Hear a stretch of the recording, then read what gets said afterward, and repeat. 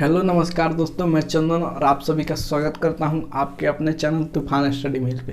जी हाँ दोस्तों, कल के वीडियो में जो है हम लोगों ने पढ़ा था हमारी दुनिया कक्षा 8 की जो हमारी दुनिया है उसका चैप्टर 1 पढ़ा था संसाधन। जी हाँ दोस्तों, संसाधन क्या है, संसाधन किसे कहते हैं, संसाधन का प्रकार और संसाधन का वर्गीकरण और सभी उसके जो वर्गीकरणों का जो था उसका भी परिभाषा हम लोगों ने कल डीपली पढ़ लिया था। आज हम लोग पढ़ने वाले हैं दोस्तों हमारी दुनिया का जो इकाई 1 का क है उसके बारे में पढ़ने वाला है, भूमि, मृदा एवं जल संसाधन। अगर कल का वीडियो आप लोगों ने नहीं देखा है तो आप लोगों से रिक्वेस्ट है कल का वीडियो देख लीजिए, डिस्क्रिप्शन बॉक्स में उसका लिंक दिया हुआ है। तो ये वीडियो देखिएगा तो आपके लिए ज़्यादा फायदेमंद होगा, नहीं तो ये वीडियो समझ में नहीं आएगा और आप लोग बोलेंगे कि आप अच्छे से नहीं बताते हो। तो मैं रिक्वेस्ट करना चाहूँगा कल का वीडियो देख लीजिए और टेलीग्राम पे इसका जो इस वीडियो का है जो पीडीएफ है वो आपको टेलीग्राम चैनल पर मिल जाएगा और कल का भी पीडीएफ जो है टेलीग्राम चैनल पे आप लोगों को मिल ही जाएगा। तो आज जानते हैं हम लोग मृदा संसाधन, भूमि संसाधन और जल संसाधन, इन तीनों चीज़ों के बारे में आज हम पढ़ेंगे फिर से डीपली। तो दोस्तों मैं सबसे पहले मैं आपको बता दूं भूमि संसाधन। भूमि संसाधन, भूमि से आप क्या समझते हैं, यानी धरती जो हमारी पृथ्वी है उसको क्या भूमि है, जो हमारा जल भाग को छोड़कर और सब जो भाग बच जाता है उस सभी को हम लोग क्या कहते हैं, भूमि कहते हैं। यानी धरती आप अपने भाषा में बोलिएगा तो उसको क्या बोलते हैं, धरती बोलते हैं। तो दोस्तों विश्व माने जितनी बड़ी पृथ्वी है उसका 29% जो भाग है वो आपको भूमि के रूप में पाया जाता है। जी हाँ दोस्तों, भूमि के रूप में। अब बात करते हैं भूमि को कितने भागों में बांटा गया है। तो देखिए यहाँ पे एक है पहाड़ी, पठारी, मैदानी, दलदली, मरुस्थलीय, हिमाच्छादित और वनाच्छादित। अब बात करते हैं पहाड़ी, यानी पहाड़ का नाम तो आप सुने ही होंगे, पहाड़ तो जानते होंगे, और पठार छोटे छोटे पहाड़ों का वो जो रूप होता है उसको पठार कहते हैं, और मैदानी यानी समतल भाग को क्या कहते हैं, मैदानी क्षेत्र कहते हैं, और दलदली यहाँ जहाँ पे पानी नहीं हो, कीचड़ हो और थोड़ा दलदला टाइप का हो तो उसको क्या बोलते हैं, दलदली क्षेत्र बोलते हैं, और मरुस्थलीय जहाँ केवल बालू ही बालू हो, और हिमाच्छादित यानी जहाँ बर्फ से ढका हो, वैसा भूभाग है जो पूरा तरफ से बर्फ से ढका हुआ हो। वनाच्छादित यानी पूरे तरह से वन यानी जंगल हो। तो इसको हम लोग भूमि को इतने भागों में बांट सकते हैं। अब चलिए दोस्तों जानते हैं आगे कि भूमि का क्या क्या उपयोग है। अब जानते हैं हम भूमि का उपयोग। तो भूमि का उपयोग दोस्तों एक नंबर में हम निवास के रूप में करते हैं, जैसे कि हम लोग घर बनाकर भूमि पे रहते हैं, हम लोग आसमान में थोड़ी ना रहते हैं, ज़मीन पर ना रहते हैं। तो ये क्या हुआ, भूमि का उपयोग हम एक निवास के रूप में कर लेते हैं। दूसरा में सड़क, रेल मार्ग बनाने के रूप में करते हैं, यानी हम कहीं जाना है तो क्या चीज़ से जाते हैं, सड़क के जरिए जाते तो किसी और संसाधन के जरिए हैं, साइकिल, मोटरसाइकिल या पैदल जाते हैं, लेकिन किस पे चल के जाते हैं तो सड़क पे या रेल मार्ग से। अगर रेल से जा रहे हैं तो रेल मार्ग से जाइएगा। और उसके बाद है कृषि के लिए शायद आप लोग तो जानते ही होंगे, खेती बाड़ी करने के लिए हमें क्या भूमि की आवश्यकता होती है। भूमि है हमारे पास तो खेती करने के लिए काम आता है। और उसके बाद कारखानों के लिए, यानी कोई भी कंपनी फैक्ट्री बैठाना है तो कहाँ, आसमान में नहीं ना बैठाइएगा, ज़मीन पर बैठाइएगा। तो उसके लिए भी क्या जरूरत पड़ती है हमें, भूमि के। और उसके बाद पेड़ पौधे उगाने के लिए, पेड़ पौधा कोई लगाना है, गाछ वृक्ष रोपना है आपको तो कहाँ, भूमि पर ना रोपिएगा, सड़क पे तो नहीं ले जाकर। सड़क के जरिए जो गाछ रोपाता है वो भूमि पर ना रोपाता है, सड़क पे नहीं ना रोपाता है। तो भूमि का उपयोग और बहुत सारे कामों के लिए हम लोग भूमि का उपयोग करते हैं। तो चलिए अब बढ़ते हैं आगे। अब बात करते हैं दोस्तों कृषि के आधार पे भूमि का वर्गीकरण। जी हाँ दोस्तों, कृषि के आधार पे भी भूमि का वर्गीकरण किया गया है। वो देखिए कौन कौन से भाग में, एक वन क्षेत्र की भूमि जिस पे वन का विस्तार हो। दूसरा कृषि करने योग्य अनुपलब्ध भूमि। जी हाँ दोस्तों, वो कृषि करने योग्य है लेकिन वो उपलब्ध नहीं है, यानी उस पर कोई दूसरा काम हो रहा है या किसी कारणवश उस पर कृषि नहीं की जा रही है। इसका 2 भाग होता है दोस्तों। इसका जो 2 भाग है वो है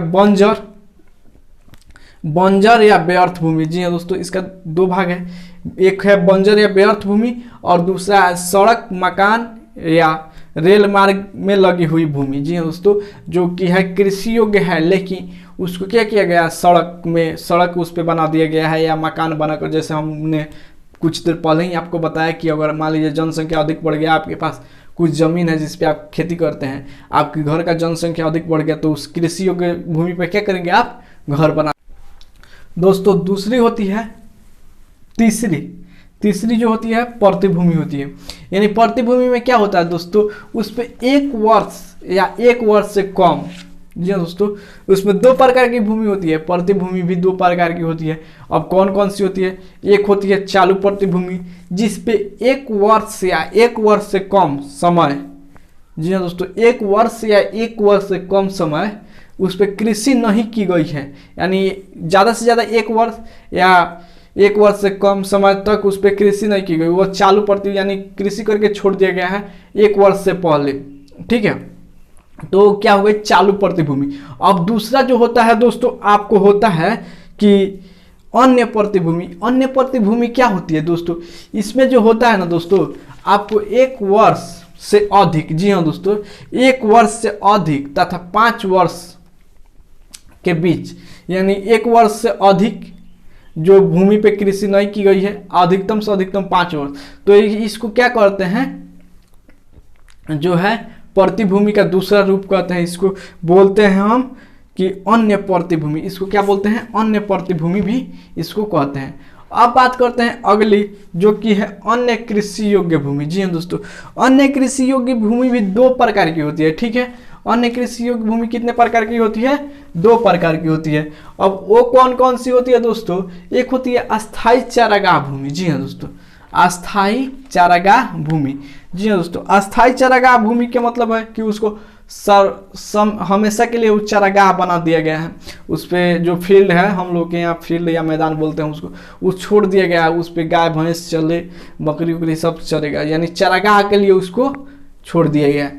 और दूसरा होता है दोस्तों आपको कृषि योग्य बंजर भूमि, जो कि कृषि योग्य है, ठीक है, उस पर कृषि की जा सकती है, लेकिन किसी कारणवश उसको बंजर अभी हाल फिलहाल में छोड़ा गया। ये भूमि कैसी होती है दोस्तों, 5 साल से अधिक, यानी 5 साल से अधिक, 5 साल के पहले तक तो होगा तो वो अन्य जो है प्रतिभूमि कहलाएगी। अन्य प्रतिभूमि इसके पहले वाले में जो है कि वो प्रतिभूमि के अंतर्गत आ जाएगी, ठीक है। और अन्य कृषि योग्य भूमि के अंदर यानी 5 साल से अधिक, 5 साल से अधिक जो होगा प्रति पड़ा है, तो 5 साल से अधिक समय से जो प्रति पड़ा है उसको क्या बोलेंगे कि कृषि योग्य बंजर भूमि, यानी वो कृषि योग्य है लेकिन किसी कारणवश बंजर पड़ा है। अब आता है अंतिम में शुद्ध बोई गई भूमि, यानी इसको कृषि इस पे किया जा रहा है, इसको अभी वर्तमान में कृषि की गई है। तो आशा करता हूँ कि ये सभी आप समझ गए होंगे, और समझ गए हैं तो चलिए कुछ, अभी तक तो हमने भूमि का उपयोग पढ़ा, ठीक है, और उसके विस्तार के बारे में पढ़ा, ठीक है।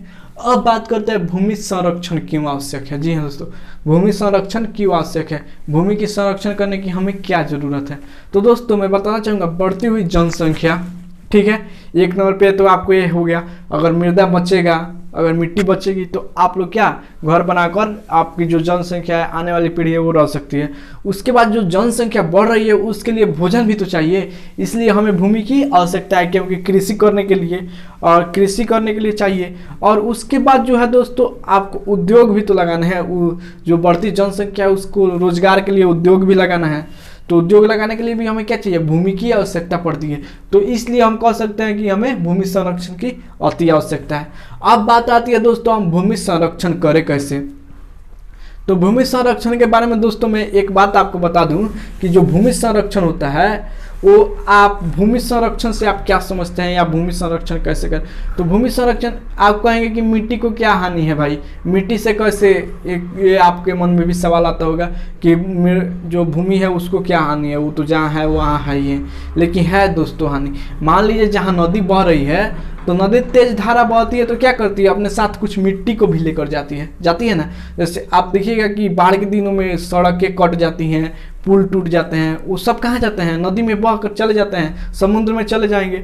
अब जब ऐसा ही सब मिट्टी दह कर समुद्र में चला जाएगा तो वहाँ क्या होगा, पानी पानी ही हो जाएगा, ठीक है। आप समुद्री तल जब भरेंगे तो पानी भी आएगा और आसपास के गांव में बाढ़ आने की भी संभावना है। और जैसे आप लोगों ने एग्जाम्पल के तौर पे देख लीजिए कि जैसे आपके यहाँ नदी होता है तो हर साल साफ उसको किया जाता है, नदी को जो है जेसीपी के थ्रू या लेबर के थ्रू उसको क्या किया जाता है, सफाई कराया जाता है, उसमें जो भी खरपतवार जमे होते हैं या मिट्टी जम जाती है उसको फिर गहरा कराया जाता है, इसलिए ताकि वो मृदा जो है तल छत को ना भरे, और जब मृदा तल छत को भूमि के जो नदी के तल छत को भर देंगे तो पानी क्या होगा, ऊपर आएगा, और पानी ऊपर आएगा तो आसपास के गांव में फैलेगा, जिससे बाढ़ आने की संभावना होती है। आप मृदा संरक्षण के लिए देखते हैं दोस्तों, नहरों पे आप देखिएगा, एक नंबर आपको बता देता हूँ मृदा संरक्षण।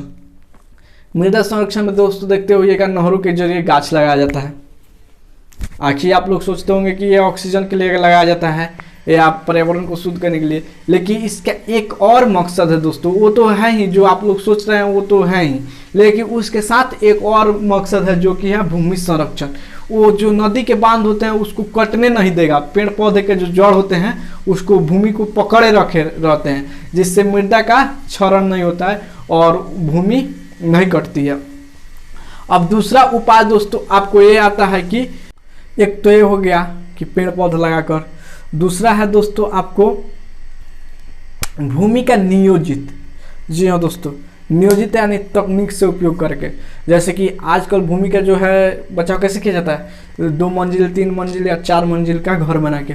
आप लोग देखा होगा कि हाँ 2 मंजिल 3 मंजिल 4 मंजिल, यानी जिसके पास ज़मीन कम होता है वो क्या करता है, इसी तरह घर बना लेता है, यानी नियोजित वो उपयोग कर रहा है। ऐसा नहीं है कि वो ऐसे नहीं कर रहा है, लेकिन उसका क्या है, नियोजित उपयोग। अब बात आता है जैविक। जैविक क्या होता है, यानी जीवों के थ्रू।